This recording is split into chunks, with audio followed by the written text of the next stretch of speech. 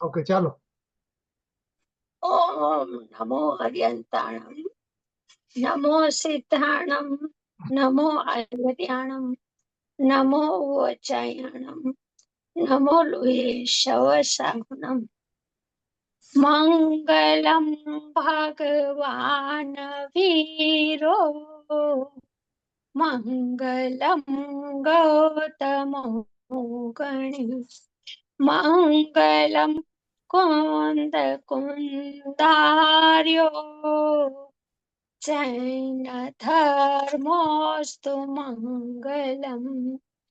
સર્વમંગલ માંગલ્યમ, સર્વકલ્યાણકારકમ, પ્રધાનમ સર્વધર્માણમ, જૈનમ જયતુ શાસનમ. નમઃ સમસારાય સ્વાનુભૂત્યા ચકાસતે, ચેત સ્વભાવાય ભાવાય સર્વભાવાંતરછિદે. ઓમ નમઃ સિદ્ધેભ્યો, ઓમ નમઃ સિદ્ધેભ્યઃ, ઓમ નમઃ સિદ્ધેભ્યઃ. શોભનાબેન જય શ્રી જીનેન્દ્ર. હા, જય જીનેન્દ્ર. શ્રી સમય સાથે શાસ્ત્રની છઠ્ઠી ગાથા પૂજ્ય ગુરુદેવ શ્રી છઠ્ઠી ના લેખ અફર લેખ તરીકે કેતા હતા, એવી સમયસાર સિદ્ધિ એનો ભાગ છે પહેલો, અને પેજ નંબર છે 219. દેખાય ને સ્ક્રીન, દેખાય ને સ્ક્રીન ઉપર? હા હા, તો દેખાય ને? 190 છે. હા, બધાને દેખાય ને શોભનાબેન? બધાને 200? શોભનાબેન નથી દેખાતું. શોભનાબેન નથી દેખાતું. શોભનાબેન નહીં, 219 પાનું. હા કન્ટેન્ટ. ઓકે ચાલો આપણે જે વખતે પેરેગ્રાફ જ્યાંથી પૂરો કર્યો હતો ને, ઈ પેરેગ્રાફ માંથી તો નીકળવાનું મને મન જ નથી થતું. એ પેરેગ્રાફ ફરીથી વાંચી લઈએ. અને ખબર નહીં, ગુરુદેવે આખું સ્વપર પ્રકાશકનું હૃદય ઠાલવી દીધું આ છઠ્ઠી ગાથામાં તો. અને એમાં આ પેરેગ્રાફમાં તો ગુરુદેવ કમાલ કરી ગયા છે ને. સામે પુસ્તક છે, આહા, જ્ઞેયકૃત અશુદ્ધતા તેને નથી, એટલે જ્ઞાન ને જ્ઞેયકૃત અશુદ્ધતા નથી. એટલે રાગ ને એ વખતે શરીરની ક્રિયા થાય તે રીતે જ્ઞાન પોતે પરિણમીને જાણે, પરિણમે અને જાણે. જો રાગ સામો છે નિમિત્ત તરીકે, શરીરમાં પણ ક્રિયા થાય છે, તો શરીરની પણ પરિણમન છે. બે પરિણમન લીધા નિમિત્ત તરીકે, અહીંયા રાખ્યું ઉપાદાનમાં જ્ઞાન. જ્ઞાન પોતે પરિણમે ને જાણે. ઓલાનો તો પ્રતિભાસ છે નિમિત્તનો. જ્ઞાનમાં શું થયું તો કે જ્ઞાન પરિણમે પણ છે અને જાણે પણ છે. જાણે છે એનો અર્થ એમાં પ્રતિબિંબિત થાય છે, પ્રતિભાષિત થાય છે. શું પ્રતિભાષિત થયું અત્યારે તો કે રાગ છે એ પ્રતિભાષિત થયો અને શરીરની ક્રિયા પ્રતિભાષિત થઈ. એ બે ગુરુદેવે લીધું. એક પ્રતિભાષે છે, જાણે છે એટલે પ્રતિભાષે છે, છતાં અશુદ્ધતા એટલે કે પરાધીનતા જ્ઞાનના પરિણમને નથી. જ્ઞેય છે તો અહીંયા પ્રતિભાસ થયો છે એમ નથી, જ્ઞેયને લઈને પ્રતિભાસ થયો છે એમ નથી. જ્ઞેયનો પ્રતિભાસ છે માટે જ્ઞેય જણાઈ ગયું છે જ્ઞાનમાં એમ નથી. જ્ઞેયકૃત પરાધીનતા, અશુદ્ધતા. હા બોલો. તમે જાણેનો અર્થ પ્રતિભાસે કરો છો. હવે અમારા જેવાને શું ખબર પડે કે જો જ્ઞાન પોતે પરિણમે ને જાણે. જો એક જ જ્ઞાનની પર્યાયના ત્રણેય ધર્મ એક સમયમાં છે. પ્રતિભાસ પણ જ્ઞાન રૂપ છે લક્ષ પણ જ્ઞાનરૂપ છે, જ્ઞાનત્વ પણ જ્ઞાનરૂપ છે. એક જ જ્ઞાનની પર્યાયનો સ્વભાવ છે આ ત્રણેય. એટલે પ્રતિભાસે છે માટે જ્ઞાન વયું ગયું ને જ્ઞાન અલોપ થઈ ગયું ને જ્ઞાન ન રહ્યું એમ નથી. પ્રતિભાસ તો ગુરુદેવે રાખ્યો. રાગ ને એ વખતે શરીરની ક્રિયા થાય, કેમ કે પરદ્રવ્ય ક્રિયાશીલ છે બધા, તો એનું પરિણામ તો નિરંતર થયા કરે છે. તો કે એની ક્રિયા થાય તે રીતે જ્ઞાન પોતે પરિણમે. જો જ્ઞાન એ રીતે પરિણમે છે કે એના પ્રતિભાસ રૂપે પરિણમે છે જ્ઞાન. તો શોભનાબેન, હા, આનો અર્થ આપણે એવો લઈ શકીએ કે જેમ જ્ઞાન એકરૂપીય છે એમ જ્ઞેય પણ એકરૂપીય છે. જ્ઞાન ફરતું નથી, જ્ઞાન ફરતું નથી, એમ જ્ઞેય પણ ફરતું નથી. ના, અહીંયા તો આપણે પરિણામી બે પરિણામી આત્મા છે, પરિણામી દ્રવ્ય સિદ્ધ પરિણામી કરવા લેવા છે. છે, પણ અપરિણામી તરીકે જે જાણનાર લાયક ભગવાન આત્મા છે, એટલે ત્રિકાર્ય જ્ઞાનનો પિંડ, ઈ જ્ઞેય થાય છે એમ લેવાય. ના ના ના, અત્યારે છે ને જો જળ અને ચેતન બંને પરિણામી દ્રવ્ય લેવાય છે. અહીંયા આ સમય સારની છઠ્ઠી ગાથાનો બીજો પારો ચાલે છે. બીજો બરાબર. પારો પરિણામી આત્માને સિદ્ધ કરનારો છે. બીજો પારો જ્ઞાનની પર્યાયના સ્વપર પ્રકાશકને સિદ્ધ કરનારો છે. બીજો પારો જ્ઞાનની પર્યાયમાં શું પ્રોસેસ ભજે છે, ત્યારે 12મા નિમિત્ત તરીકે શું છે, ત્યારે ઉપાદાનમાં શું થયું. જ્ઞાનમાં તો જ્ઞાન જ થયું, જ્ઞાન પર્યાય ઉપાદાન છે, શરીરની ક્રિયા નિમિત્ત છે, તો નિમિત્ત તો બહાર થઈ ગયું. જ્ઞાનમાં તો ઉપાદાન પણ જ્ઞાન જ પરિણમ્યું છે. બરાબર. પોતાના સ્વભાવ રૂપે પરિણમ્યું છે. બરાબર. એટલે જ્ઞાન પોતે પરિણમે. જો ત્રણેય વસ્તુ જે જ્ઞાનની કીધી ને, કે પ્રતિભાસે પણ છે, જાણે પણ છે અને જણાય પણ છે, લક્ષ પણ છે. હા, બરાબર છે. બરાબર. જ્ઞાન પર્યાય લક્ષ રૂપે પરિણમે, એ જ્ઞાન પર્યાય પ્રતિભા રૂપે પણ એ જ સમયે પરિણમે, અને એ જ જ્ઞાનની પર્યાય એ જ સમયે જ્ઞાનત્વ રૂપે પણ પરિણમે. બરાબર. એક ધર્મો ત્રણ. હવે કથનમાં આવું ચમત્કારિક સ્વરૂપ કઈ નથી શકાતું. કથન તો એક પછી એક જ આવે, એમાં ક્રમ જ પડે કથનમાં. અને પરિણમન છે વસ્તુનું, જ્ઞાન સ્વભાવનું, એ તો એક સમયમાં અનંત ધર્મો એમાં પરિણમે છે. એક સમયમાં ત્રણ શું, આ તો 3 ની આપણે વાત કરીએ છીએ. અને પરિણામીની વાત ગુરુદેવ નથી કહેતા. તે રીતે જ્ઞાન પોતે પરિણમે. જો પરિણામીની વાત કરી, તે રીતે જ્ઞાન પોતે પરિણમે ને જાણે. પરિણામે એમાં ઉત્પાદ્ય થાય જ્ઞાનની પર્યાયમાં પરિણામ, અને જાણે એટલે જાણવું જાણવું જાણવું થાય છે. જ્ઞાન સ્વભાવ જાણે. હવે જ્ઞાને જાણ્યું અને પરિણમ્યું, અને 12મા નિમિત્ત તરીકે રાગ અને શરીરની ક્રિયા થાય છે, રાખી નિમિત્ત તરીકે. હવે શું થયું, આવું છે વસ્તુનું સ્વરૂપ તો આવું છે કે જ્ઞાન પોતે જાણવા રૂપે પરિણમ્યું, પ્રતિભાસ રૂપે પરિણમ્યું. ત્યારે શું થયું, તો કે ત્યારે જ્ઞેયકૃત અશુદ્ધતા જ્ઞાનને આવી નથી. જ્ઞાનના પરિણમનમાં અશુદ્ધતા થઈ જ નથી બિલકુલ.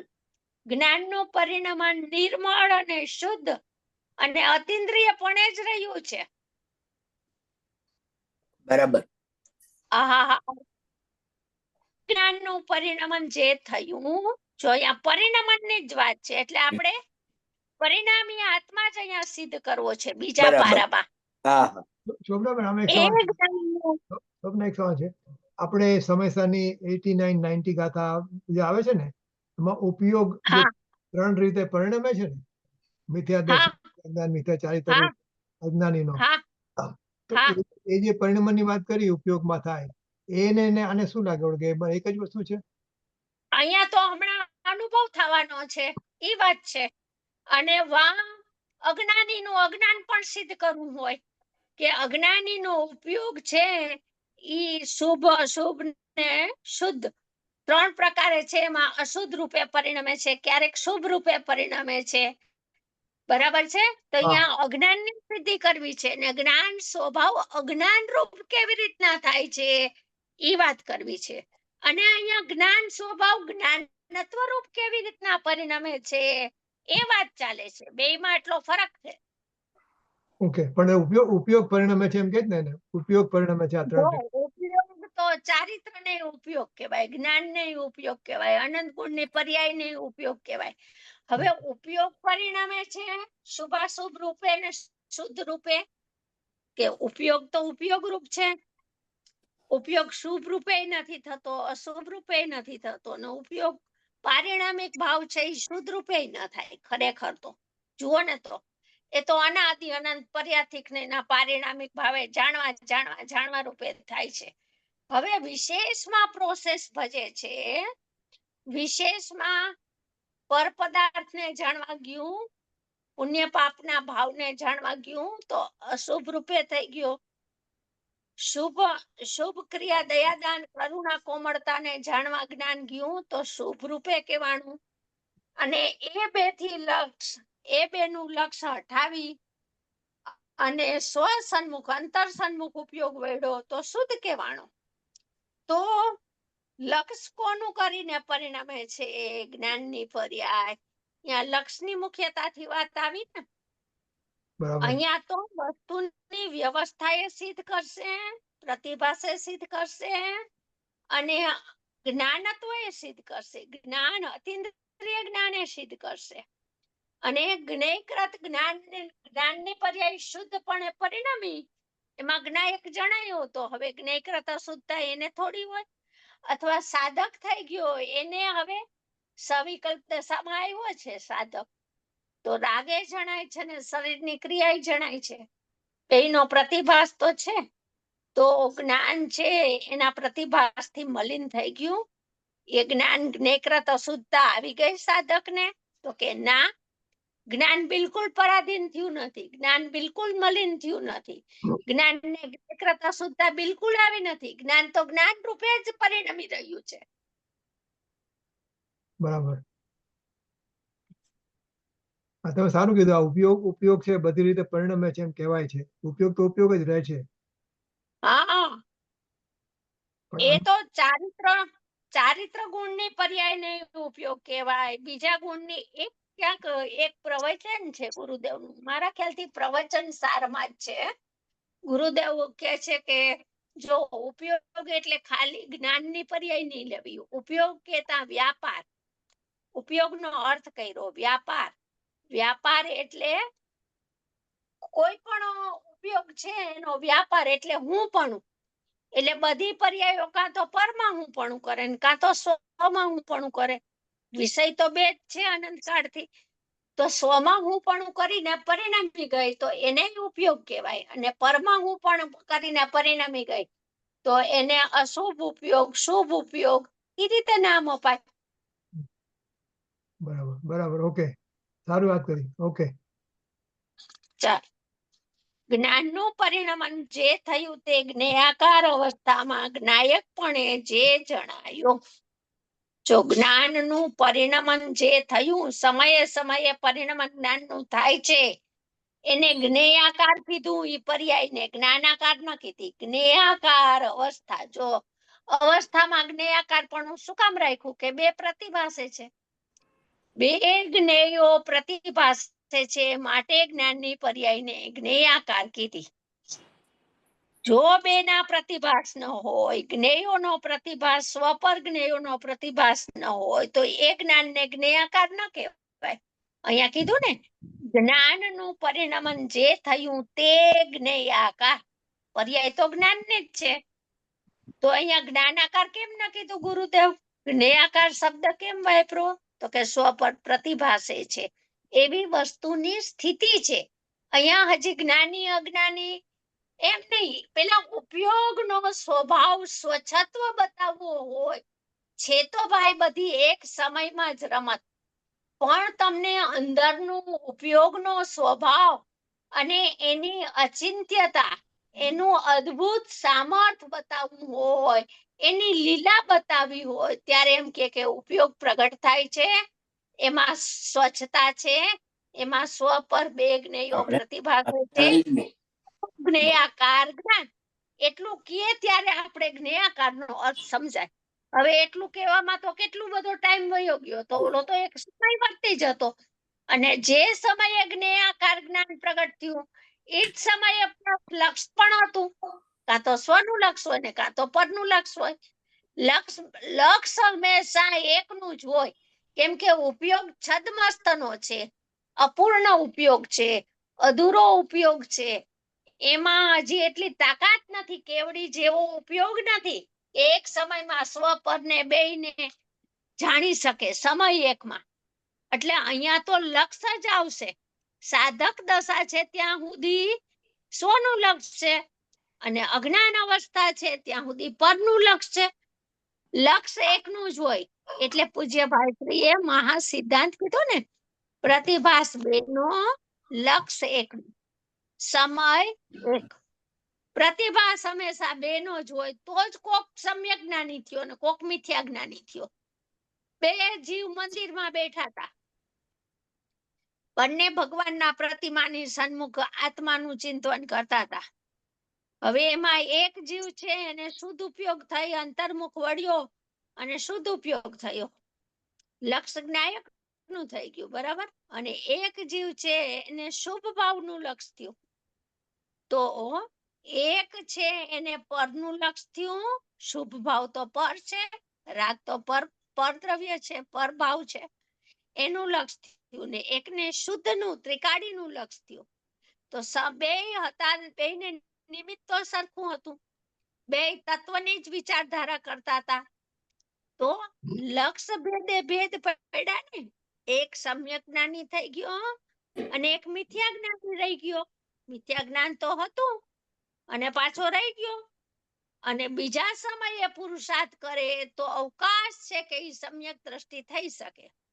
જો સ્વનો પ્રતિભાસ ન થતો હોત તો કોઈને અવકાશ જ બંધ થઈ જાત, સમ્યક દર્શન નો કાળ જ ન રહેત, સમ્યક દર્શન પ્રગટ કરવાનો સુવર્ણ અવસર જ ન આવત. અને જો રાગનો પ્રતિભાસ જ ન થતો હોત અને રાગમાં એકતા બુદ્ધિ જ ન થતી હોત, રાગના પ્રતિભાસના કારણે રાગનું લક્ષ ન થતું હોત, તો કોઈ સંસારી ન હોત. એટલે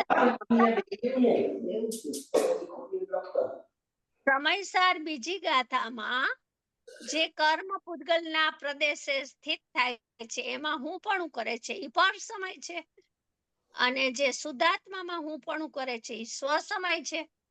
સ્વ સમય અને પર સમય, સમયમાંથી બે ભેદ કાઢ્યા. તો એ આચાર્ય ભગવાને જ કીધું, સમય નામનો પદાર્થ બતાવ્યો, 7 બોલથી સિદ્ધ કર્યો નિરપેક્ષ પ્રમાણ જ્ઞાનનો વિષય, એમાં 9 તત્વની ઉપાધિ ન લીધી, અને એને છેલ્લે સ્વ સમય, કોઈ સ્વ સમય ને કોઈ પર સમય, વિવિધ ભેદે બે પ્રકાર પાડ્યા.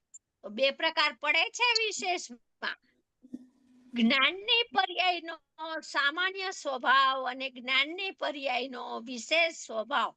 સમય એક એ બે સમજવા પડશે. સામાન્ય સ્વભાવમાં ઉપયોગ લક્ષણ અનાદિ અનંત એવું ને એવું એકરૂપ છે, જે પર્યાર્થિક એનો પારિણામિક ભાવ છે, જે કથનચિત જ્ઞાયક થી અનન્ય થઈને પરિણમી રહ્યો છે, જેમાં જ્ઞાયકનો નિરંતર પ્રતિભાસ થાય છે. ને જ્ઞાન પણ હું જીવ છું એમ વિશેષમાં નથી આવ્યું, પણ જ્ઞાન જ્ઞાયક થી તાદાત્મ થઈને પરિણમી રહ્યું છે, તન્મય થઈને પરિણમી રહ્યું છે. એ સામાન્ય સ્વભાવ છે. જો જ્ઞાન જુદું થઈ જાય તો જડ થઈ જાય. હવે વિશેષમાં એ સમયે શું છે, તો કે વિશેષ એકાંત રાગનું લક્ષ કરીને પરિણમ્યું છે. એમાંય જ્ઞાયકનો પ્રતિભાસ તો છે, વિશેષ ઉપયોગ મતિ શ્રુતમાં, પણ એકાંત હું રાગી છું એવું માની જાણીને પરિણમ્યું, પ્રતીત એવી આવી કે હું રાગી થઈ ગયો, તો એ અશુદ્ધતા રૂપે પરિણમી ગયો. જો આ એક જ સમયમાં આ પ્રોસેસ છે, સામાન્ય સ્વભાવ એવો ને એવો રહી ગયો અને વિશેષમાં 8 પ્રકાર પડી ગયા, 3 મિથ્યા જ્ઞાન અને 5 સમ્યક જ્ઞાન. એવા 8 માંથી કોઈ પણ એક પ્રકાર એક ભેદે પરિણમી જાય છે જ્ઞાનની પર્યાય. અને વેદન હંમેશા વિશેષનું જ હોય, સ્વસંવેદન વિશેષમાં જ હોય. સામાન્ય ઉપયોગમાં વેદન સ્વસંવેદન હોય નહીં. શેનું કરે સામાન્ય ઉપયોગ વેદન? એ તો ઉપયોગમય છે આત્મા તો. એ તો પર્યાયના ભેદથી આચાર્ય ભગવાન સમજાવે છે કે આ સૂર્યનો પ્રકાશ, ત્યાં ક્યાં પ્રકાશ ને પ્રકાશમય વસ્તુ જુદા છે? એક વસ્તુ છે. પ્રકાશ અને પ્રકાશનો પુંજ પિંડ એક વસ્તુ છે. દ્રવ્ય પર્યાય આખો પરિણામી આત્મા છે. અને આ 6ઠ્ઠી ગાથામાં પરિણામ સ્વભાવ બતાવવો છે, પરિણામી દ્રવ્ય બતાવવું છે. એ પરિણામી દ્રવ્ય વિશેષ રૂપ શુદ્ધ ઉપયોગ રૂપે પરિણમ્યો સાધક, એની દશામાં શું થાય છે? અથવા તો અજ્ઞાની છે ને હવે જ્ઞાની થવાનો છે, થોડા ટાઈમમાં, થોડા સમયોમાં જ્ઞાની થશે, એની દશામાં શું પ્રોસેસ ભજે છે? એ બંને વાત ગુરુદેવ કરતા જાય છે. ચાલો આટલું થયું. હવે આમાં કઈ મેં કીધું હોય એમાં પૂછવું હોય તો પૂછો. નહીં, બરાબર, તમે કહ્યું તે બરાબર છે. હવે જો આમાં આવ્યું ને જ્ઞાનનું પરિણમન જે થયું તે જ્ઞેયાકાર અવસ્થામાં, જો અવસ્થા રાખી થાય છે જ્ઞેયાકાર અવસ્થા સમયે સમયે. હવે શું થાય છે? જ્ઞાનની પર્યાય ગુલાટ ખાય છે. જ્ઞાયકપણે જે જણાયો, હવે ગુલાટ ખાધી, વિષય પલટો આખો જ્ઞાનની પર્યાયનો. અનંતકાળથી વિષય નહોતો બદલો, જ્ઞેય નહોતું બદલું. જ્ઞાયકપણે, જો આટલો પણેનો હજી ભેદ છે, અહીંયા અનુભવ નથી. જ્ઞાયકપણે જે જણાયો એ જાણનારો જણાયો છે. જો જાણનારો જણાયો છે એટલે ત્રિકાળી દ્રવ્ય જણાયું છે. એમાં જણાય એવી ચીજ જણાય નથી. એમાં જણાય એવી ચીજ જણાય નથી. તો જણાય એટલે શું? તો કે પ્રતિભાસ છે, પર પદાર્થનો, રાગનો, શરીરનો, કર્મનો, કર્મના ઉદયનો. એમાં જણાય એવી ચીજ જણાય નથી. આ તો કોઈ સૂત્ર છે. આની ઉપર તો આખી સ્વપર પ્રકાશકની ટીકા લખાય એવું છે આ સૂત્ર. જે જણાય છે એ ચીજ જણાય નથી. આ કહાન કનૈયાની આ લીલા છે, એ લીલાને ઉકેલવી પડશે. જે જણાય છે એ ચીજ જણાય નથી. બે વાત ગુરુદેવ કરે. જણાય છે એમાં પ્રતિભાસ રાખે છે પર પદાર્થનો, અને એ ચીજ જણાય નથી એમાં લક્ષ છોડાવી દીધું પર પદાર્થનું.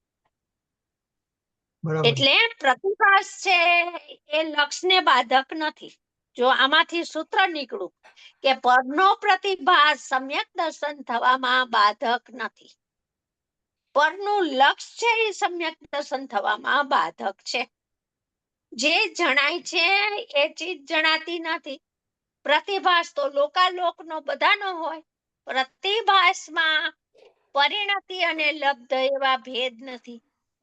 જણાય છે એ ચીજ, એમાં કોઈ પુરુષાર્થ નથી. વિના પુરુષાર્થે, વિના પ્રયત્ને જણાય. આવાળ ગોપાળ સૌને જણાય. જેટલું જેટલું જ્ઞાન છે લોકાલોક બધું પ્રતિભાસિત થાય. એવું નથી કે આ જ જ્ઞેય જણાય ને આ ન જણાય. સ્વચ્છતા કોને ન પ્રસિદ્ધ કરે? સ્વચ્છતામાં શું પ્રમેય ન થાય? બધું પ્રમેય થાય, બધું જ્ઞેય થાય. એટલે જે જણાય છે એ ચીજ જણાય નથી. અહીંયા પુરુષાર્થ આવ્યો, આત્માનું જ્ઞાન સ્વસન્મુખ વેડું, એ જાણનારો જણાયો છે. ત્યાં એટલે આવા જ્ઞાનના આવા કાળે જ્ઞાનની પર્યાયમાં જણાય છે પર પદાર્થ લોકાલોક, ત્યારે શું જણાયું છે કે જાણનારો જણાયો છે ત્યાં. પૂર્ણ વિરામ થયું. આ ગૂઢ વાતું છે ભાઈ. આ રહસ્ય છે, મંત્રો છે અંદરના બધા. આ અનુભવી જ આના પાર પામી શકે, બિન અનુભવી પારે ન પામી શકે. ગુડ વાતું છે ભાઈ. ચેતન સ્વરૂપ જ અલૌકિક છે. ચૈતન્ય છે એનું સ્વરૂપ જ અલૌકિક છે બાપુ. હા, એની એક સમયની પર્યાયમાં સર્વજ્ઞને સ્થાપીને ગજબ કામ કર્યું છે ને. જો પગ છે તો છદ્મસ્ત, ઉપયોગ તો હજી અધૂરો છે, અપૂર્ણ છે, અજ્ઞાની છે. અજ્ઞાનીની શ્રોતાની પણ એક સમયની પર્યાયમાં અનંતા સિદ્ધોને સ્થાપ્યા. મારા જ્ઞાનની પર્યાયમાં હું અનંતા સિદ્ધોને સ્થાપું છું. એ જ્ઞાનનું જ્ઞાયકનું જ્ઞાન થયું. તે જ્ઞાન રાગને ને શરીરને જાણે, તેથી તેને જ્ઞેયકૃત પ્રમેયકૃત અશુદ્ધતા ન થઈ. જેને પોતાની જ્ઞાનની પર્યાયમાં અનંતા સિદ્ધોને બેસાડ્યા, સ્થાપ્યા, એ જ્ઞાનની પર્યાય હવે અલ્પજ્ઞ કેમ રીએ? કેમ કે એણે જ્ઞાનની પર્યાયના અનંત સામર્થ્યનો સ્વીકાર કર્યો કે મારામાં તો અનંતા સિદ્ધો જણાય છે. એવો મારો જ્ઞાનનો પર્યાય છે. હું તો સિદ્ધ સમાન છું. સિદ્ધને સ્થાપ્યા એટલે પોતાને પણ સિદ્ધ જેવો જોઈ રહ્યો છે. તો પોતાને સિદ્ધ પણ નિહાળે છે. એ જ્ઞાન છે એ શું થાય છે? એ જ્ઞાનનું તો કે જ્ઞાયકનું જ્ઞાન થયું. ઈ જ્ઞાનની પર્યાય હવે બહિર્મુખ ના વળે. ઈ જ્ઞાનની પર્યાય અંતર્મુખ મળી. એ જ્ઞાનની પર્યાય પરનું લક્ષ છોડીને સ્વસન્મુખ થઈ. તે જ્ઞાન રાગને શરીરને જાણે. જાણે એટલે એ જ્ઞાનની પર્યાયમાં રાગ અને શરીર ભલે પ્રતિભાસે, તેથી તેને જ્ઞેયકૃત એટલે કે પ્રમેયકૃત અશુદ્ધતા ન થઈ. પ્રતિભાસે છે માટે જ્ઞેયકૃત કે પ્રમેયકૃત અશુદ્ધતા જ્ઞાનની પર્યાય જ્ઞાનીને આવતી નથી. એ તો જ્ઞાયકની જ પર્યાય તેને જાણે છે. જો રાગને શરીરને જાણે છે એમ ન કીધું. એ તો જ્ઞાયકની જ પર્યાય અને એને જ જાણે છે. જો તેને એ જાણે છે, જ્ઞાયકને જાણે છે અને જ્ઞાયકની પર્યાયને જાણે છે. બસ આટલો સાધક છે તો આટલો ભેદ પડે છે. એ રાગને જાણવા કાળે રાગ આકારે જ્ઞાન થયું. જો આવ્યું, આકાર લીધો ગુરુદેવે, રાગ રાખ્યો, રાગનો પ્રતિભાસ રાખ્યો, રાગના જાણવા કાળે રાગ આકારે જ્ઞાન થયું. એ રાગને કારણે જ્ઞાન આકારે થયું એમ નથી. રાગને લઈને જ્ઞાન રાગના આકારે થયું છે એમ નથી. જો પ્રમેય રાખશે, રાગને રાખશે, એનો પ્રતિભાસ રાખશે અને સાપેક્ષ પણ છોડાવી દીધું. જ્ઞાન તે રાગના આકારે થયું એમ નથી. જ્ઞાનની પર્યાય તું સાપેક્ષ ન જો, એ પરિણામ નિરપેક્ષ છે. રાગના આકારે જ્ઞાન થયું જ નથી. અમે કથન ભલે કરીએ, તું કથનને ન પકડજે, તું એના વાક્યને પકડ કે રાગના આકારે જ્ઞાન થયું એમ નથી. તે કાળે જ્ઞાન જ પોતાના જ્ઞાનાકારે થવાનો પર્યાયનો સ્વભાવ છે. તે રીતે થયું. જો શું કીધું? તે કાળે. કાળ તો એક જ છે. એક જ સમયમાં રાગનો અને શરીરનો પ્રતિભાસ છે. તે કાળે પ્રતિભાસ છે, પણ હવે થાય છે શું? અંદરમાં શું ભજ્યું? જ્ઞાનનું પર્યાય છે એમાં શું પ્રોસેસ ભજે છે? તો કે તે કાળે જ્ઞાન જ પોતાના જ્ઞાનાકારે. જ્ઞાનમાં તો જ્ઞાનનું પરિણમન જણાનું છે. જ્ઞાનમાં તો જ્ઞાનની તરંગો પરિણમી છે. પોતાના જ્ઞાનાકારે થવાનો પર્યાયનો સ્વભાવ છે. તે રીતે થયું. આવ્યો પર્યાયનો સ્વભાવ. પર્યાય સ્વભાવ પોતાના ક્ષણિક ઉપાદાનથી જ્ઞાન રૂપે પરિણમ્યું છે. તે રીતે થયું છે. તો તે વખતે રાગ જણાયો નથી. આ ગુરુદેવની કમાલ છે. રાગ રાખે અને રાગ જણાયો નથી એમ કહેતા જાય. કેમ કે હું વસ્તુનું સ્વરૂપ છે વસ્તુનું સ્વરૂપ જે રીતે હોય એ રીતે જ જ્ઞાની પ્રતિપાદિત કરે. આપણને એ વસ્તુનું સ્વરૂપ સૂક્ષ્મતાથી બેસતું નથી. એ આપણી વિપરીતતા કહો, આપણી કમજોરી કહો, આપણી નબળાઈ કહો, આપણો ઊંધો પુરુષાર્થ પરિણમી રહ્યો છે. એના કથનના રહસ્ય ઉકેલવા પડશે. એના કથનમાં, જ્ઞાનીના કથનમાં ઘણો મર્મ છે, ઘણું ઊંડાણ છે. આપણે એ ઊંડાણનો તાગ લેવો પડે. જાણનારાની પર્યાય તેને જાણી છે. સમજાય છે કાંઈ? જો, જાણનારાની એટલે જ્ઞાયકની પર્યાય એટલે જ્ઞાનની પર્યાય. જ્ઞાનની પર્યાયમાં જ્ઞાનની પર્યાય જણાણી છે. જ્ઞાનની પર્યાયે જ્ઞાનની પર્યાયને જાણી છે. સમજાણું કાંઈ? હવે આપણું કરતા કર્મનો અનન્યપણા વાળો પેરેગ્રાફ આવે છે, એ આપણે વાંચીએ. સ્વપ્ન પહેલા આપણે પહેલા વાત થઈ છે મારા ખ્યાલ પ્રમાણે કે આમાં કેવું ને કે જાણનારાની પર્યાય જણાણી છે. એટલે આપણે ક્યારેક કહીએ છીએ કે મને જ્ઞાયક જણાય છે, ને ક્યારેક કહીએ છીએ કે જાણનારાની પર્યાય જણાણી છે. તો જ્ઞાયક જણાય અને જાણનારાની પર્યાય જણાય એ બે વચ્ચે શું ફરક? એ બે વચ્ચે જો જ્યાં ભેદ પડતો હશે ને, સાધક છે ને સવિકલ્પમાં આવ્યો છે ને, તો શુદ્ધ ઉપયોગ નથી, તો પર્યાયનો ભેદ ખડો થયો છે, પર્યાયનો ભેદ પડે છે. બરાબર? સાધકને નિર્વિકલ્પમાં પર્યાયનો ભેદ છે એ રહેતો નથી. ત્યાં તો કરતા કર્મનું અનન્યપણું થઈ જશે. એટલે અહીંયા જ્ઞાયક તો જ્ઞાયક જ છે, અહીંયા પર્યાય નહીં રહે. અહીંયા બે જ્ઞાયક તો જ્ઞાયક જ છે એમ આવશે. અને જ્યાં પર્યાય લે છે, જ્ઞાયક પણ જણાયો એમ કે છે, ત્યાં હજી ભેદની વાત છે. પણ ભેદમાં પણ પોતાના પર્યાય ધર્મને જ જાણે છે.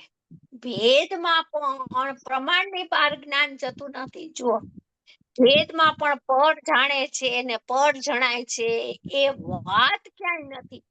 આ ખબર નહીં, લાકડું સ્વપર પ્રકાશકમાં પરને જાણે છે ને પર જણાય છે, એ લાકડું ક્યાંથી આવ્યું છે એ મને તો સમજાતું નથી. હું તો ગુરુદેવને આ રીતે સ્વાધ્યાય કરું ને, તો મને તો એટલું જ્ઞાનનું પરિણામ જ દેખાય કે આ તો જ્ઞાન સ્વભાવ જ પોતાનો ઉછાળા મારે છે. પોતાનો જ્ઞાન સ્વભાવ ઉછળીને જણાઈ ગયો છે. પોતાનો જ્ઞાન સ્વભાવ જ પ્રસિદ્ધિમાં આવી રહ્યો છે. એમ જ ભાતે આ જ્ઞેય જણાય છે એ લાગે જ નહીં. એ તો વિપરીતતા છે, એ તો ભ્રાંતિ છે. અને જો આ પારામાં ગુરુદેવ ક્યાંય કહેતા નથી અને ક્યાંય વ્યવહારથી પ્રતિપાદન કર્યું હોય, તો આત્માર્થી, મોક્ષાર્થી, ભવ્યાર્થી જીવોનું એ કર્તવ્ય છે કે ગુરુના વ્યવહારના વચનોને એને ઓળંગવા જોઈએ. એમાંથી નિશ્ચય કાઢીને નિશ્ચય સુધી પહોંચવું એ એની જવાબદારી છે, ખુદની, એનું કર્તવ્ય છે. ગુરુ ના પહોંચાડી દે, ગુરુ તો કહી જ દીધું, બધું કહી ગયા. હવે તારે એમાંથી શું તારવું એ તારી પોતાની સાવધાની, પોતાની જિજ્ઞાસા, પોતાની તૈયારી કેટલી છે એ બતાવે છે. આપણે બુંદબુંદમાં અમૃતમાં આગળ બોલ આવે છે નાચનભાઈનો કે જણાય છે જ્ઞાન અને દુનિયા માને છે કે જ્ઞેય જણાય છે. હા, બસ આ જ ભ્રાંતિ છે ભાઈ, મોટામાં મોટી ભ્રાંતિ. આખું સ્વપર પ્રકાશક આખો અંતર્મુખાકાર સ્વભાવ છે. અને ખબર નહીં કેમ પરને જાણે છે ને પર જણાય છે. હા, પર જણાય છે, પ્રતિભાસ લ્યો તો કોઈ દોષ નથી.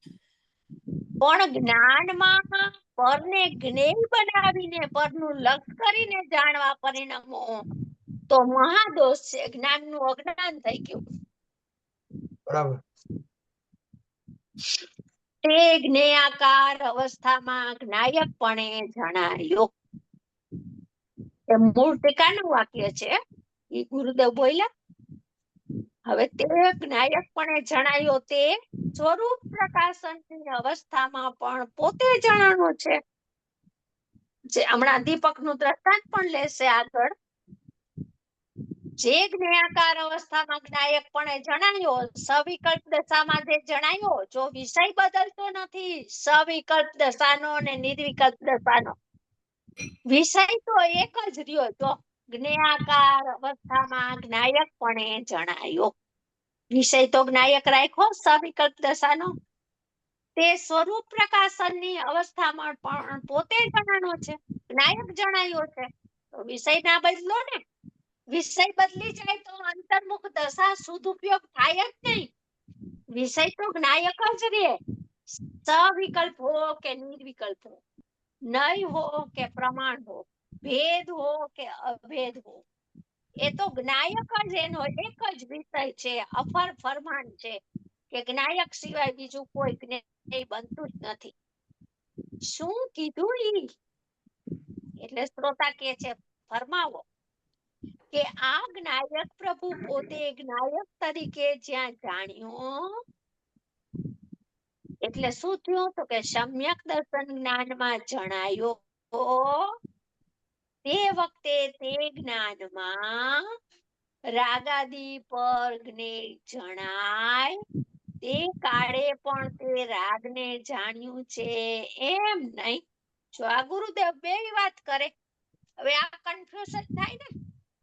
જો શ્રોતા તૈયાર ન હોય, શ્રોતા સ્વાધ્યાય પ્રેમી ના હોય, સૂક્ષ્મ બોધ નો અભિલાષી ન હોય, તો આ ગુરુના કથન ન ઉકલે એનાથી.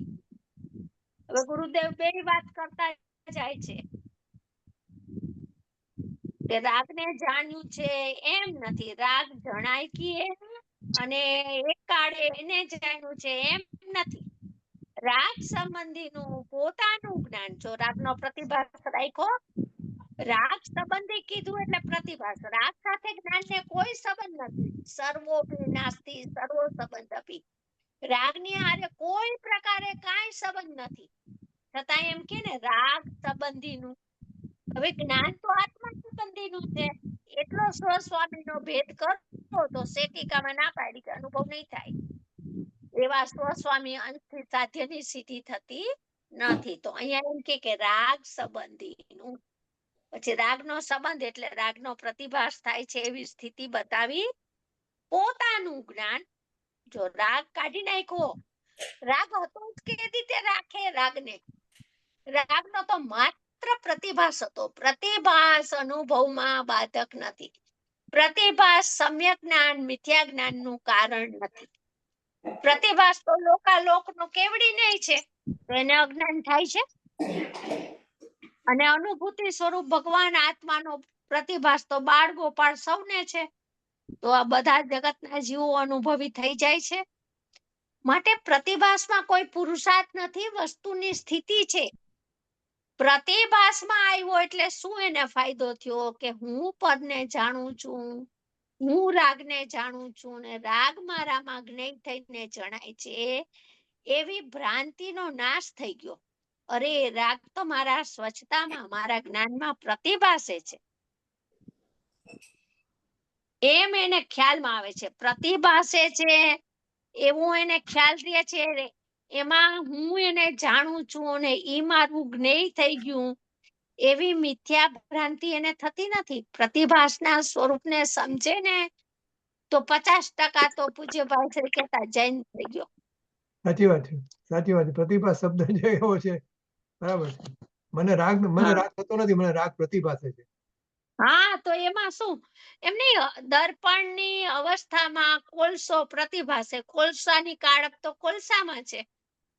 દર્પણમાં પ્રતિભાસ દેખીને દર્પણની અવસ્થા કાળી થઈ ગઈ? ના, બિલકુલ નહીં.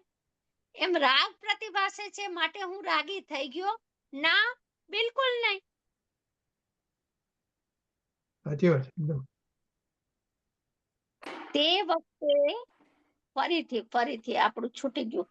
આ જ્ઞાયક પ્રભુ પોતાને જ્ઞાયક તરીકે જ્યાં જાણ્યું, સમ્યક દર્શન જ્ઞાનમાં એટલે સમ્યક જ્ઞાનમાં જણાયું જ્ઞાયક પ્રભુ, તે વખતે, જો તે કાળમાં, તે કાળની વાત કરે છે, તે વખતે જે જ્ઞાનમાં, હવે ઈ વખતે ઈ જ્ઞાનમાં રાગાદી પર જ્ઞેય જણાય એટલે પ્રતિભાસ જ્ઞાનની પર્યાયમાં તે કાળે પ્રતિભાસ થાય છે, તે કાળે પણ તે રાગને જાણ્યું છે એમ નહીં.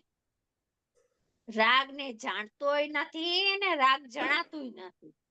જ્ઞાને તો જ્ઞાયક ને જાણ્યો છે ને જ્ઞાયક જ જણાણો છે. રાગ સંબંધીનું પોતાનું જ્ઞાન પોતાથી થયું છે તેને જાણે છે. જ્ઞેયાકારના કાળમાં પણ પોતાની અવસ્થાને જાણે છે. રાખ્યું જ્ઞેયાકાર શબ્દ. જ્ઞેયાકાર કહેતા હંમેશા સ્વપરનો પ્રતિભાસ. પ્રતિભાસ અખંડ છે, એમાં ભાગલા નથી, ખંડ નથી. ઇન્દ્રિય જ્ઞાન ને અતિન્દ્રિય જ્ઞાન એ તો ખંડ, એ તો બે ભેદ છે. પ્રતિભાસમાં કોઈ ભેદ નથી કે સ્વનો થાય ને પરનો ન થાય, એકાંતે પરનો થાય ને સ્વનો ન થાય. ના, સ્વચ્છતા તો જે હોય એ બધું એમાં પ્રતિબિંબિત થાય. જેટલું હોય એટલું બધું ભેદભાવ વિના પ્રતિબિંબિત કરે. એનો સ્વચ્છત્વ સ્વભાવ છે. વિષ્ટા હોય તો વિષ્ટાને પ્રતિબિંબિત કરે, અને ફૂલની સુગંધ હોય તો ફૂલની સુગંધને પ્રતિબિંબિત કરે. એમાં એને હર્ષ શોક ઈષ્ટ અનિષ્ટ લાભ નુકસાન કાંઈ નથી, બિલકુલ. જ્ઞેયાકારના કાળમાં પણ પોતાની અવસ્થાને જાણે છે, અને સ્વરૂપ પ્રકાશનની અવસ્થામાં પણ બે વાત લીધી ને. કઈ બે વાત લીધી? કે જ્ઞેયાકાર અવસ્થામાં જ્ઞાયકપણે જણાયો, અને સ્વરૂપ પ્રકાશનની અવસ્થામાં તો એ જ છે. એમ બે વાત લીધી ને. શું કીધું? જ્ઞેયાકાર અવસ્થામાં જ્ઞાયકપણે જે જણાયો તે સ્વરૂપ પ્રકાશનની અવસ્થામાં પણ દીવાની જેમ પોતે જણાણો છે. જેમ દીપકમાં કર્તા કર્મનું અનન્યપણું છે ને. દીપક છે એ ઘટપટને પ્રકાશે તો પણ દીપક, અને દીપક છે એ પોતાની જ્યોતિરૂપ શિખાને પ્રકાશે તો પણ દીપક. જેમ દીવામાં કર્તા કર્મનું અનન્યપણું છે, તેમ જ્ઞાનમાં પણ કર્તા કર્મનું અનન્યપણું છે. એટલે અન્યપણું નહીં, જુદા જુદાપણું નહીં, એક રૂપપણું, અભેદપણું, એક વસ્તુપણું, એક પદાર્થપણું છે. દીવાની જેમ પોતે જણાણો છે. આહા, સ્વરૂપ પ્રકાશનની અવસ્થામાં પણ જેમ જ્ઞેયાકારના જ્ઞાનપણે પણ જ્ઞાનની પર્યાયપણે જણાયો છે, એ પર્યાય એની જાણનારો જે છે તેની પર્યાય જણાની છે. એમ સ્વરૂપ પ્રકાશનની અપેક્ષાએ પણ આહા દ્રષ્ટાંત આપ્યું. દીવાની જેમ કર્તા કર્મનું અનન્યપણું હોવાથી જ્ઞાયક જ છે. જો શું કે છે? સ્વરૂપ પ્રકાશનની અવસ્થામાં પણ જેમ જ્ઞેયાકારના જ્ઞાન કાળે, એટલે જ્ઞેયાકારના જ્ઞાન કાળે એટલે સ્વ પર જે જ્ઞાનની પર્યાયમાં પ્રતિભાસે છે તેવા સમયે, તેવા કાળે, તેવું જ્ઞાન થાય છે ત્યારે જ્ઞાનની પર્યાયપણે જણાયો છે. એ તો પોતાની પર્યાયપણે જણાયો છે. પ્રતિભાસ ભલે ને લોકાલોકનો હોય તો લોકાલોકપણે જ્ઞાનની પર્યાય નથી જણાની. પોતાના જ્ઞાનની પર્યાય પોતાના જ્ઞાનપણે જણાય છે. એ પર્યાય એની પોતાના જ્ઞાનની પર્યાય પોતાને જણાની, એ પર્યાય પોતાની. હવે એ પર્યાય કોની છે? તો કે જાણનારો જે છે તેની પર્યાય જણાની છે. એ પર્યાય કોની છે? તો કે જાણનારાની છે, જ્ઞાયકની છે. એ પર્યાય જણાની છે. કેમ કે ક્રિયા છે એ પર્યાયમાં છે. પર્યાય સક્રિય છે, દ્રવ્ય તો નિષ્ક્રિય છે. દ્રવ્યમાં કોઈ ક્રિયા નથી, જાણવાની ક્રિયા રહિત દ્રવ્ય છે. એટલે આ બધી વાત છે એ ક્રિયામાં થાય છે, આવી પ્રોસેસ ભજે છે. પર્યાયમાં આવી પ્રોસેસ ભજે છે, એમ કે છે. પર્યાય જણાની છે તેમ સ્વરૂપ પ્રકાશનની અપેક્ષાએ પણ, એટલે સ્વરૂપ પ્રકાશનની અપેક્ષાએ પણ શું છે? સ્વરૂપ પ્રકાશનની અપેક્ષાએ તો કે દ્રષ્ટાંત આપ્યું ને દીવાનું, જેમ દીપકનું દ્રષ્ટાંત આપ્યું છે છઠ્ઠી ગાથામાં, એમ સ્વરૂપ પ્રકાશનની અવસ્થામાં પણ જેમ કે ઘટપટને પ્રકાશે છે દીવો ત્યારે દીપક છે, અને પોતાની જ્યોતિરૂપ શિખાને પ્રકાશે દીપક, પોતાની પર્યાયને પ્રકાશે ત્યારે દીપક છે. તેમ કર્તા કર્મનું અનન્યપણું હોવાથી, જો કર્તા કર્મના અનન્યપણામાં અહીંયા ભેદકારક પર્યાયના ભેદકારક છૂટી ગયા. જેમ આપણે મોક્ષ અધિકારની છેલ્લી ગાથાઓ છે ને એમાં પર્યાયનો કરતા પર્યાય કર્મ, પર્યાય ક્રિયા, પર્યાય સાધન, અપાદાન, સંપ્રદાન, એ જે ભેદ પડે છે ને એ ભેદને છોડાવે છે મોક્ષ અધિકારની 298-99 ગાથા.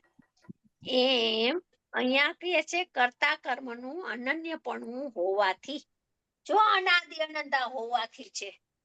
નવું થયું એ થયું, પણ જ્ઞાન અનાદિ અનંત કરતા કર્મના અભેદપણે જ હતું અને વિશેષમાં પણ હવે અભેદ થઈને પરિણમ્યું. ઈ પર્યાય કરતા કર્મનું અનન્યપણું હોવાથી જ્ઞાયક જ છે. હવે એક જ્ઞાયક થઈ ગયો. ત્યાં અપરિણામી જ્ઞાયક ને આ પરિણામી જ્ઞાયક ને બે ભેદ નથી. કરતા કર્મ પર્યાય જ કરતા અને પર્યાય જ કર્મ એવો ષટકારક ના ભેદ નથી. એક જ્ઞાયક જ છે. એમાં બે ભાવ આવી ગયા, બે ભાવ સંક્ષેપાઈ ગયા, બે ભાવ સમાવિષ્ટ થઈ ગયા.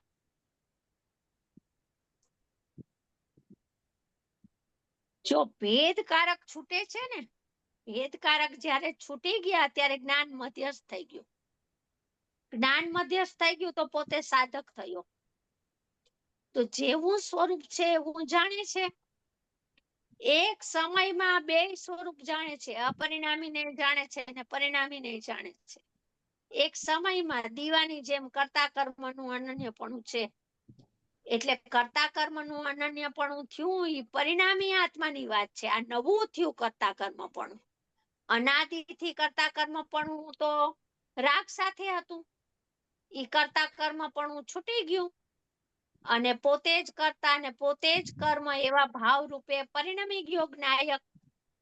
તો કે એક જ સમયમાં નિશ્ચય વ્યવહારનું જ્ઞાન થઈ ગયું. એટલે કે ભેદકારક નું લક્ષ છૂટતા જ્ઞાનની પર્યાય મધ્યસ્થ થાય છે.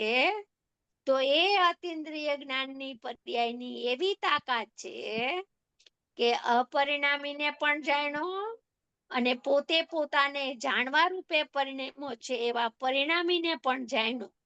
તો અપરિણામી નિશ્ચય છે અને પરિણામી નવો થયો અંદરનું એ વ્યવહાર છે. વ્યવહાર શું કામ એને કીધો કે નિર્મળ પર્યાય રૂપે અનંત કાળથી નહોતો પરિણમ્યો, નિર્મળ પર્યાય રૂપે પરિણમ્યો. તો પર્યાય સહિત નો પરિણામી દ્રવ્ય લીધો માટે ત્રિકાળીની અપેક્ષાએ વ્યવહાર અને રાગની અપેક્ષાએ જોવામાં આવે તો નિશ્ચય, જ્ઞાન પ્રધાન નિશ્ચય. એક દ્રષ્ટિ પ્રધાન નિશ્ચય અને એક જ્ઞાન પ્રધાન નિશ્ચય. આ બે નિશ્ચય ભેગા થાય ને ત્યારે એક અનુભૂતિ થાય. હા, તમે કઈક બોલતા હતા, બોલો. તમે કહ્યું કે પર્યાયનો ભેદ નીકળી ગયો એમ કીધું ને, એટલે પર્યાયનો ભેદ નીકળી ગયા. હા હા, એટલે જે જ્ઞાયકની જે પર્યાય દેખાતી હતી સવિકલ્પ દશામાં એ નિર્વિકલ્પ જ્ઞાયક જણાવ્યો. હવે આખો પરિણામી થઈ ગયો. જો ભાઈ અહીંયા છે ને અપરિણામી અને પર્યાય એવા બે ભેદ ન રહ્યા. અપરિણામી ને પર્યાય હતું ને ત્યાં સુધી ભેદ પડતો તો બરાબર. હવે પરિણામી થઈ ગયો ને તો આખું પરિણમી ગયો, પોતાને જાણવા રૂપે પરિણમી ગયો. એટલે એક ઓલામાં આવે છે આપણે દીપચંદજી સાહેબના એક પુસ્તકમાં, કર્તા કર્મ ક્રિયા ભેદ નહીં ભાસતું હે, અકર્તત્વ શક્તિ અખંડ રીતિ ધરી હે, જ્ઞાન કે ગવેસી અકર્તત્વ શક્તિ અખંડ રીતિ ધરી હે, જ્ઞાન કે ગવેસી જ્ઞાન માહી લખી લીજે. હું એ ભૂલી ગઈ છું પદ, પણ બહુ સરસ પદ છે. અને સોગાનીજી એ પત્ર લખતા હતા ત્યારે એ મારા ખ્યાલથી દિલ્હી વાળા પ્રેમચંદજી હતા, પૂજ્ય ભાઈના બહુ નિકટ હતા. એ દિલ્હી વાળા પ્રેમચંદજી ને 1 મહિનામાં 3 વખત આ શ્લોક લખ્યો હતો. તો પૂજ્ય ભાઈ નું એના ઉપર બહુ ધ્યાન ખેંચાણું કે અકર્તાની જેની માસ્ટરી, અપરિણામીની માસ્ટરી પરિણામથી પ્રશ્ન પૂછો તો પણ અપરિણામથી જવાબ દેવાની જેની અંદરની તૈયારી એ ઉગ્ર પુરુષાર્થી જીવ 1 મહિનામાં 3 વખત આ વાત લખે છે તો આ વાત પણ એટલી જ વજની છે. જેટલો અપરિણામી વજની છે ને એટલો જ આ જ્યાં સુધી કર્તા કર્મનો ભેદ દેખાય ને ત્યાં સુધી અનુભવ નથી. અને અનુભવમાં કર્તા કર્મનો ભેદ હોવા છતાં ભેદ ભાસતો નથી. ભેદ તો રહી ગયો, દ્રવ્ય સતપણે દ્રવ્ય રહી ગયું ને પર્યાય સતપણે પર્યાય સત રહી ગઈ.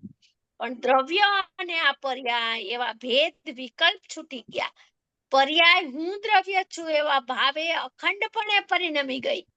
પર્યાય પોતાનું પર્યાયત્વ ધર્મ છે, એને પોતાના પર્યાયત્વ ધર્મને અસ્વીકાર્યું, સ્વીકાર્યું નહીં. હું તો અપરિણામી છું એમ સ્વીકાર્યું. હું ક્રિયા નથી, હું તો ત્રિકાળ છું.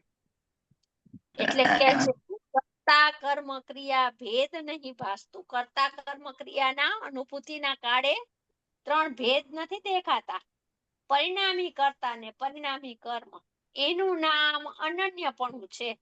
એમાં કોઈ ભેદ દેખાતો નથી. મને એવું લાગે છે કે આપણે સમય દર્શન થતા પહેલા આ છેલ્લી સ્થિતિ આવી હોય, છેલ્લી સ્થિતિ, અને આ સ્થિતિ પાર કરી સ્થિતિ હોય પછી એનો વિકલ્પ એ તો કરણ લબ્ધિમાં વયો ગયો હોય ને એટલે એને વિકલ્પ શું હતા એની ઉપર લક્ષ ના હોય.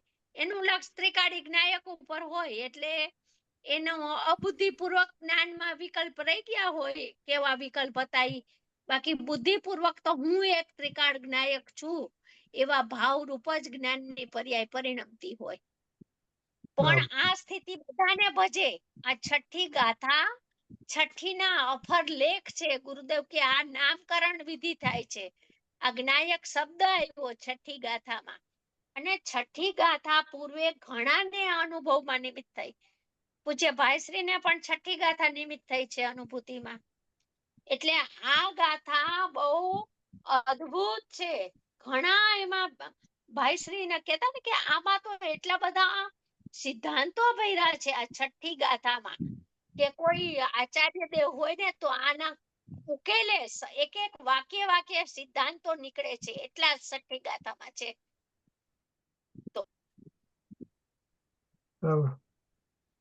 રસીબા, તમારે કઈ કહેવાનું હતું? આમાં કર્તા કોણ અને કર્મ કોણ? પોતે પરિણામી આત્મા જ કરતા અને પરિણામી આત્મા જ કર્મ. પોતાને જાણવા રૂપે પરિણમી ગયો કે હું જ્ઞાયક છું એવા ભાવ રૂપે જે પર્યાય પરિણમી ગઈ એ હવે પર્યાય નથી, જ્ઞાયક થઈ ગયો હવે. એટલે જ્ઞાયક કર્તા અને જ્ઞાયક કર્મ. પોતે જાણનારો માટે પોતે કરતા, પોતે જણાવ્યો માટે પોતે કર્મ. આ જ્ઞાયકપણે જે જણાયો એ જ્ઞાયક ની વાત છે? હા, જે જ્ઞાયકપણે જણાયો ને એ ભેદ પડતો તો અહીંયા હજી વિકલ્પ ઉત્પન્ન થતો તો અહીંયા નિર્વિકલ્પ થઈ ગયો. હા, એ જ જ્ઞાયક ની વાત છે ને? એ જ જાણનારો ને જ જણાવવાળો એક જ છે. અનુભૂતિમાં એક જ જ્ઞાયક હોય. જ્ઞાનીઓ ભેદ સવિકલ્પમાં આવીને ભેદથી કથન કરે. આપણે છે તો પર્યાયનો નિશ્ચય બતાવવો હોય ત્યારે જ્ઞાયક અને દ્રવ્યનો નિશ્ચય બતાવવો હોય ત્યારે જ્ઞાયક. એમ બે જ્ઞાયક કરીને સ્વરૂપ સમજાવે. પછી નિર્વિકલ્પ સદુપયોગ થાય ત્યારે આ દ્રષ્ટિનો જ્ઞાયક ને આ જ્ઞાનનો જ્ઞાયક ને એવા ભેદ થોડા છે, એવા વિકલ્પ થોડા છે. એ તો વિકલ્પમાં સમજાવવાની વખતની કળા હતી, સમજાવવાના વખતની વાત હતી. હવે સમજી લીધું તો ભેદ સમાઈ જાય. હવે તો ભેદને સમાવાના છે. ઓલા ભેદ ઉછળતા હતા એ ભેદ અહીંયા અનુભવમાં સમાઈ ગયા. એક શુદ્ધ ઉપયોગ થઈ ગયો. એક એકાકાર ચૈતન્ય અખંડ જ્યોતિ પ્રગટ થઈ ગઈ. હવે ઈ જ્ઞાયક પોતાને જાણવા રૂપે હું જ્ઞાયક છું એમ પરિણમી ગયો. જ્ઞાયક એ પર્યાયનું જ્ઞાયક પરિણમે છે. અપરિણામીમાં પરિણમન નથી એટલે ઈ તો પરિણમતો જ નથી. હવે આ નવો પરિણમો અનંત કાળથી નહોતો થયો એવો પરિણમો એટલે તો ધર્મની શરૂઆત નવી થાય છે. ધર્મ છે એ નવો પ્રગટ થાય છે. પેલા હતો ધર્મ એમ નહીં, ધર્મી સ્વરૂપ હતો, સ્વભાવ હતું પોતા પાસે, પણ ધર્મ એક સમય નહોતો. ઈ આ ધર્મ પ્રગટ થયો અહીંયા. અનુભવ કહો કે ધર્મ કહો કે જૈન શાસન કહો કે આત્માની ખ્યાતિ પ્રસિદ્ધિ કયો, એક જ વાત છે આ બધી. એટલે આ જે સ્વપર પ્રકાશક પર્યાય જણાણી એમાં હું જ્ઞાયક હા. છું એવું જે એને શ્રદ્ધા કરી એ જ વાત છે ને. જો શ્રદ્ધા તો પેલા પાઠમાં આપણે કરી ને કે હું પ્રમત હા, એ અપ્રમત થી કરી. ભિન્ન એવો એક હા. નાયક ભાવ છું. બરાબર છે. શ્રદ્ધા પેલામાં થઈ ગઈ. હવે શ્રદ્ધા તો શ્રદ્ધાનો વિષય આવી ગયો. ઈ પતી એમને ગયો. એમ રહી ગયો. હવે પ્લસ હા. શું થયું? હવે આ પ્લસ ની વાત ચાલે છે બધી. હા. સમજાય છે? ના એટલે આપણે જે વર્તમાન પર્યાય જે થઈ એમાં સ્વ પર જણાયું, એમાં આ બધું સ્વ જ છે. આ જ્ઞાનનો જ કલરો છે, જ્ઞાન જ છે. નહીં, વર્તમાન જ્ઞાનની પર્યાયમાં સ્વ પર જણાવ્યું એનું નામ જ્ઞેયાકાર જ્ઞાન. હા, એવા બરાબર. જ્ઞેયાકાર જ્ઞાન હવે એવું તો બધાને સમયે સમયે પ્રગટ થાય છે જ્ઞેયાકાર જ્ઞાન. હવે વિષય હા. આપે છે જ્ઞેયાકાર જ્ઞાનમાં તમને શું જણાય છે? સ્વ પર બે જ્ઞાન જણાય. પ્રતિબંધ છે એવી પર્યાય જણાય છે, પર જણાય છે કે સ્વ જણાય છે? તો વિષય બદલે છે કે હા. હવે તો મને સ્વ જ જણાય છે. પછી સ્વ હા. જણાય છે ભેદ પણ રહેતો નથી. હું તો સ્વ જ છું, હું હું તો જ છું. ત્રિકાળ જ છું, હું તો જ્ઞાયક જ છું, હું તો અપરિણામી જ છું. એમ અપરિણામીને ધ્યાવતો ધ્યાવતો પરિણામી થઈ ગયો. અચ્છા. પરિણામી થઈને અપરિણામીને ઉપાદેય કરે છે. પર્યાય હા. અપરિણામીને ઉપાદેય ન કરી શકે કોઈ કાળે. પર્યાય તો ભેદરૂપ છે. અપરિણામી પોતે જ પરિણામી થઈ જાય છે. નહીં, અપરિણામી તો પોતે- ત્રણ કાળ અપરિણામી રહે જ. એમને આ એમાં જે જણાવ્યું એ પર્યાય આ હતી પર્યાય. ને ઈ પરિણામી. પર્યાય હતી ને ઈ હવે ન રહી. હા. પર્યાય ઈ હા, પરિણામી થઈ ગઈ. હા, બરાબર છે. હા, ખ્યાલ આવે છે. મંજુબેન.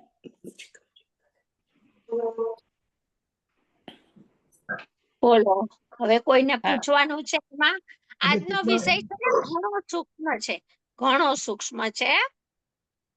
આપણું તો એટલે ગજુય જ્ઞાનની નથી ને પર્યાય તાકાતે નથી કે આપણે ખોલી શકીએ આને, આ ગુરુના રહસ્યમય વચનોને માથે ચડાવીએ આપણે મસ્તક માથે. આપણી તાકાત નથી. જેટલી મારી શક્તિ છે એટલી હું ખોલું છું, બાકી મારી તાકાત નથી કે આ ગુરુના વચનોના ઊંડાણ ખોલી શકીએ. આ તો અનુભવી પુરુષ જ અનુભવની વાતોને રહસ્યને જાણી શકે, માણી શકે ને ખોલી શકે. જ્ઞાની જ જ્ઞાનીના હૃદયને ઉકેલી શકે. બિન અનુભવીની આમાં ચાંચ ડૂબે એવું નથી. છતાં આપણે પ્રયોજનભૂત વિષય શું કહેવા માંગે છે એ સમજાઈ જાય તો ઘણું. એટલે ટૂંકમાં જ્ઞાનીનું શું સ્વપ્નાબેન, કહેવું છે? હા બોલો. જ્ઞાનની પર્યાય જેને કહે ને કે પોતાનું સર્વસ્વ ત્રિકાળમાં સમર્પણ કર્યું એટલે હા. તે વચ્ચે ભેદ ન રહ્યો. એટલે હા. કથનચિત અનન્ય, કથનચિત અનન્ય. હા. બસ હા. એ બરાબર. દર્શનની દશા છે. પાછી છૂટી આવી આવે છે જયારે સ્થિરતા નથી હોતી એટલે પછી બહાર નીકળી જાય છે.